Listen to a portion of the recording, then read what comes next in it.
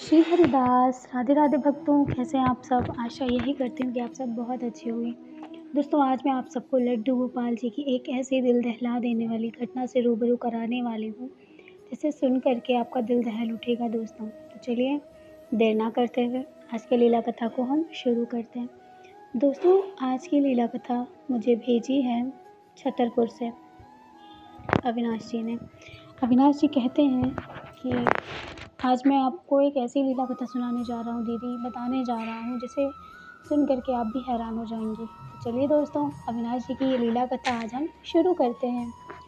दोस्तों, लड्डू गोपाल जी हम सबको हिंदू धर्म के देवी देवता जो भी होते हैं उन सब में से प्रिय हमें लड्डू गोपाल जी होते हैं, क्योंकि हम उनकी पूजा के साथ साथ हम उनकी सेवा भी करते हैं, उनको हम नहलाते हैं। बाकी सभी देवी देवताओं को भी हम नहलाते हैं, उनको भोग चढ़ाते हैं, लेकिन हम लड्डू गोपाल जी से लाड करते हैं, प्रेम करते हैं, उनको सुलाते हैं।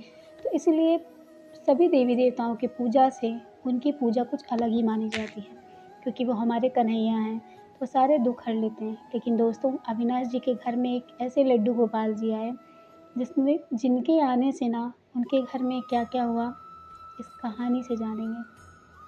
दोस्तों, लड्डू गोपाल जी अविनाश जी के घर में नहीं थे। अविनाश जी एक बैंक में छोटे से क्लर्क के पद पर हैं। वो अपनी ड्यूटी बहुत ही अच्छे से निभाते हैं, एक बहुत ही ईमानदार व्यक्ति हैं। तो उनकी शादी नहीं हुई थी।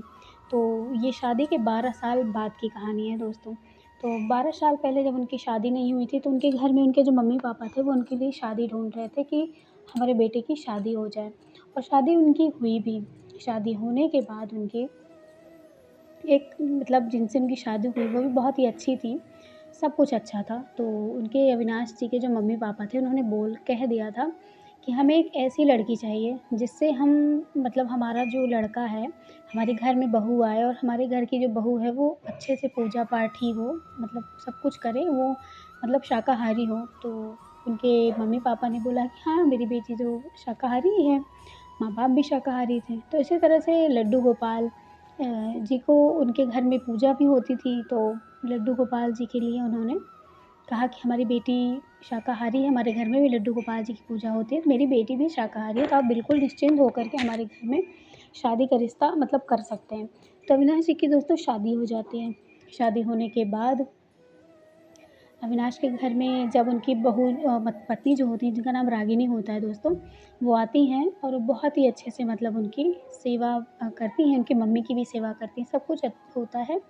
कुछ समय बीत जाता है दोस्तों, 1 से 2 महीने बीत जाते हैं। तो एक दिन वो होटल जाती हैं, तो वहाँ पर नॉन-वेज वेज सब कुछ मिलता था। तो उन्होंने अविनाश से कहा कि मैंने बताया नहीं, लेकिन मैं नॉन-वेज खाती हूँ और मुझे नॉन-वेज खाना है, मेरा मन कर रहा है बहुत खाने का। और ये बात सुन कर के वो बड़े ही आश्चर्य में पड़ गए। उन्होंने कहा कि तुम पागल हो गई हो क्या? तुम्हारे पापा-मम्मी ने तो कहा था मेरी बेटी नहीं खाती है, अब तुम खा रही हो, ये तो बहुत ही गज़ब की बात है, मैं तो खुद छूता देखता तक नहीं हूँ, फिर तुम कैसे खा सकती हो? तो फिर जो रागिनी थी उन्होंने कुछ भी नहीं कहा। फिर उसके बाद उन्होंने कुछ भी नहीं कहा दोस्तों। फिर वो अपने घर चले जाते हैं दोनों लोग। घर पहुँचने के बाद वो सोचते हैं अविनाश कि मैं ये बात क्या मम्मी से बताऊँ? तो वो सोचते हैं कि अगर ये बात मैं मम्मी से बताऊँगा तो मम्मी गुस्सा करेंगी, फिर घर में कलह होगा, लड़ाइयाँ होंगी, झगड़े होंगे, इस वजह से मुझे ये बात नहीं बतानी चाहिए उनसे। तो वो उनसे बात नहीं बताते हैं। फिर उसके बाद इसी तरह से दोस्तों 6 महीने बीत जाते हैं। फिर वो अपने घर चली जाती हैं। वो घर चली जाती हैं अपने, तो रागिनी जब अपने घर जाती हैं तो एक दिन फिर वो अपने जहाँ पे अपने दोस्तों के साथ होटल में जाती हैं, जी भर के वो मांसाहार करती हैं, मांसाहारी भोजन करती हैं।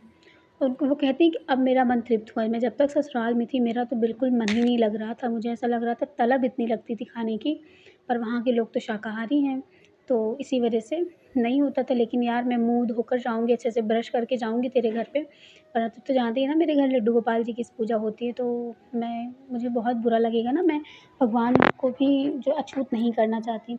तो जब इस तरह की बात की तो उनकी जो सहेली थी जिसका नाम कीर्ति था दोस्तों, वो कहती है कि तुम रागिनी, तुम तो धोखा दे ही रही हो ना सबको। तुम सब तो यही सोचते हैं कि मेरी बहू इस तरह से है, बहुत अच्छी है, तुम यहाँ पर ये सब कर रही हो, ये तुम्हें शोभा नहीं देता।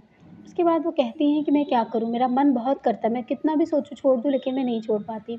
फिर उसके बाद दोस्तों वो यहाँ से फिर से अपने ससुराल जाती हैं रागिनी। ससुराल जाते हैं तो इस बार उनको लेकर के उनके जो मम्मी-पापा होते हैं, कि उनके सास-ससुर होते हैं और अविनाश जी जो वृंदावन लेकर जाते हैं उनको। वृंदावन जाते हैं तो वहाँ से वो लड्डू गोपाल जी को लेकर आते हैं, जो कि बहुत सुंदर थे। पहले तो रागिनी हिचक रही थी लड्डू गोपाल जी को लेने में, क्योंकि वो जानती थी कि वो किस तरह की हैं, वो सब कुछ खाती-पीती हैं और वो लड्डू गोपाल जी की सेवा करके वो अपने आप को पाप का भागीदार नहीं बनाना चाहती थी।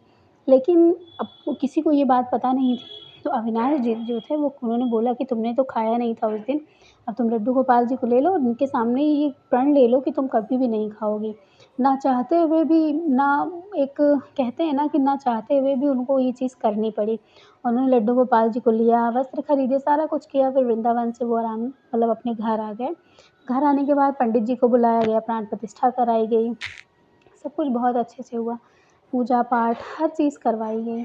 पूजा-पाठ करने के बाद दोस्तों फिर लड्डू गोपाल जी की सेवा उनके घर में शुरू हो जाती है और रागिनी भी उनकी सेवा करती थी।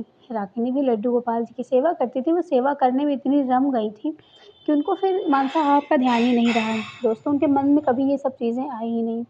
उसके बाद दोस्तों कुछ वक़्त बीत जाता है, कुछ समय बीत जाता है, रागिनी प्रेग्नेंट हो जाती हैं। रागिनी जब प्रेग्नेंट होती हैं दोस्तों, तो उनके जब पेट में बच्चा आता है, तो जब उनको दूसरा या तीसरा महीना लगता है ना, तो उनके मन में फिर से यही भाव आते हैं कि मुझे ये सब चीज़ें खानी हैं।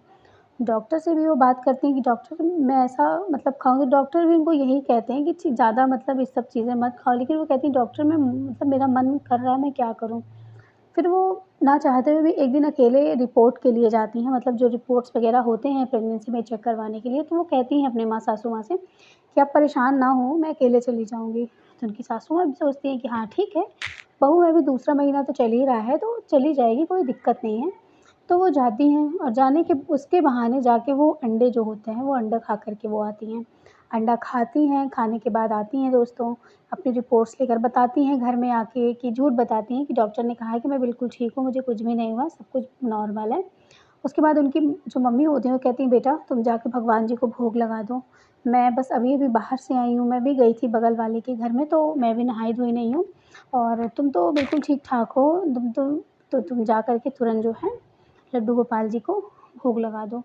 ये बात सुन कर के वो तो बिल्कुल हैरान हो जाती हैं, वो कहती हैं कि अब तो मैं क्या करूँ? मैंने तो अभी मतलब मैं अंडा खा कर के आई हूँ, मैं भगवान जी को भोग कैसे लगाऊँ? उसके बाद दोस्तों वो बता भी नहीं सकती थी, वो जाती हैं भोग लगाती हैं अंडे का।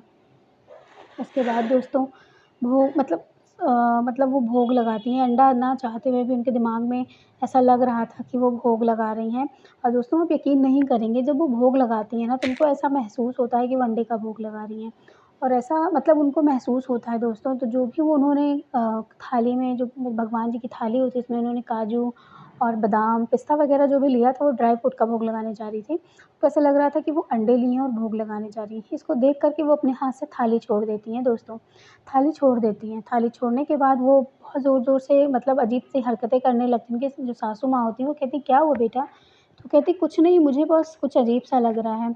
उसके बाद दोस्तों वो लड्डू गोपाल जी के पास जाने से भी कतराने लगीं। लड्डू गोपाल जी के पास वो जाने से भी कतरा रही थीं। उनके मन में ऐसा लग रहा था कि कोई खोट है। वो जाती हैं लड्डू गोपाल जी के पास, भोग रखती हैं और वहीं पर रखे घंटी को भी वो नहीं छूती। वो कहती हैं, "हे कन्हैया मुझे माफ़ कर दो, मुझे नहीं पता था कि मुझे आते ही आपको भोग लगाना पड़ जाएगा। मुझे माफ़ कर देना, लेकिन अभी आपने जो दिखाया ना, वो मैं दोबारा कभी देखना नहीं चाहती कि मैं आपको अंडे का भोग लगा रही हूँ। ऐसा कैसे हो सकता है?" ये बिल्कुल एकदम हैरान करने वाली दोस्तों ये बात थी। रागिनी वहाँ से आती हैं भोग लगा कर के, उसके बाद वो खूब रोती हैं आके अपने कमरे में बैठकर।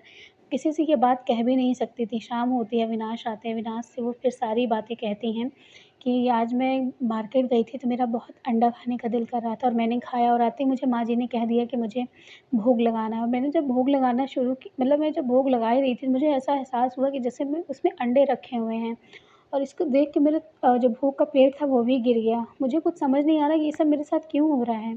अविनाश भी बहुत आश्चर्य में पड़ गए। उन्होंने फिर कुछ भी नहीं बोला। उन्होंने कहा कि मैंने तुमसे कहा था ना कि तुम ये सब छोड़ दो, ये कन्हैया की लीला है, जो तुम्हें वो दिखा रहे हैं। क्या तुम्हारी आँखें अब भी नहीं खुल रही हैं? क्या तुम अब भी चाहती हो कि उन्हों तुम्हें पता है जब तुम्हें अपने हाथ से लगाया ना, तुम्हें क्यों दिखा वो अंडा? क्योंकि वो जानते हैं कि वो तुम्हें उन्होंने इसलिए दिखाया कि देख लो, तुम्हारे खाने की वजह से उनके तक भी ये चीज़ें जा रही हैं। इसलिए तो मैं तुम्हें ऐसी चीज़ें दिखाई पड़ी। उसके बाद रागिनी कहती हैं कि मुझे नहीं पता कि मैं क्या करूँ, मुझे कुछ समझ में ही नहीं आ रहा है। उसके बाद वो कहती हैं कि मेरे पेट में जो बच्चा पल रहा है, वो भी उसके पेट में भी वो अंडा चला गया होगा। आज से मैं कसम खाती हूँ कभी कि मैं कभी भी नॉन-वेज को हाथ नहीं लगाऊँगी। इतना कह के वो नहा धो कर के लड्डू गोपाल जी के मंदिर में जाके दिया जला के उनके पास खूब रोती हैं। वो कहती हैं कि हे कन्हैया, मेरे पेट में पल रहे बच्चे को शुद्ध और सात्विक बना दीजिए। मुझे नहीं पता था कि ये सब क्यों हो रहा है। उसके बाद दोस्तों वो रात भर सोई नहीं, इसी वजह से उनकी तबीयत ख़राब हो जाती है दोस्तों। उनकी तबीयत खूब ख़राब हो जाती है, बुखार हो जाता है उन्हें, मतलब बहुत ज़्यादा डॉक्टर के पास ले जाया जाता है। कुछ दिन के बाद उनको ये पता चलता है दोस्तों, उनका जो बच्चा था पेट में वो मतलब ख़राब हो जाता है। तो अब ये बहुत ही दुखद घटना थी दोस्तों कि 2-3 महीने के बाद डॉक्टर ने बोला था कि सब कुछ ठीक है, तो आखिर उनका बच्चा कैसे ख़राब हुआ। अब बच्चा ख़राब हो जाता है दोस्तों तो जो मतलब होती हैं वो रागिनी, वो लड्डू गोपाल जी के ऊपर ब्लेम लगा देती हैं। वो कहती हैं कि मैंने अंडे खाए, तो आपने मेरे बच्चे को गिरा दिया ना, आपने ही मेरे बच्चे को मार दिया। ये कह के वो खूब ज़ोर-ज़ोर से रोते हुए चिल्लाने लगती हैं। ये बात उनके जो अविनाश को तो पता ही थी, लेकिन उनकी जो सासू माँ होती हैं, वो भी सुन लेती हैं। वो कहती हैं कि क्या तुमने अंडा खाया बहू?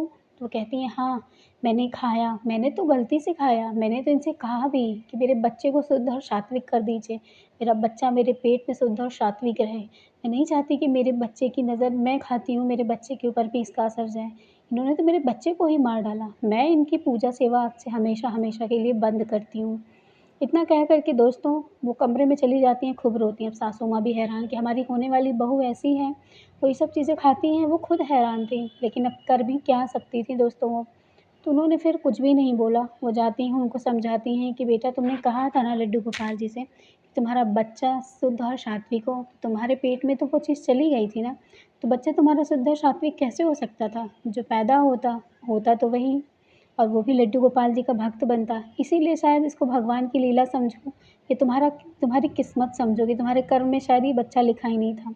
2 में से कुछ ना कुछ समझ लो बेटा, लेकिन तुमने जो भी किया जाने दो कोई बात नहीं। लेकिन आज के बाद ऐसा कुछ भी मत करना, ठीक है? इतना कह कर के दोस्तों फिर वो कुछ भी नहीं इतना कहती हैं, उसके बाद वो कुछ नहीं बोलती। वो कहती हैं कि ठीक है, आज के बाद मैं नहीं करूँगी। समझाने की बहुत समझाया गया उनको। उसके बाद अविनाश कहते हैं कि मेरी जो पत्नी हैं रागिनी, उनको फिर 1-2 साल के बाद उनको बहुत ही सुंदर सा बेटा पैदा हुआ। दोस्तों बेटा बहुत ही सुंदर था, बिल्कुल लड्डू गोपाल जी की इसमें छवि थी और मेरी पत्नी ने ये कह दिया था कि वो कभी भी नहीं खाएँगे, क्योंकि उनका बेटे के ऊपर ऐसा असर ना आए। उसके बाद उन्होंने कभी भी उस चीज़ को हाथ नहीं लगाया।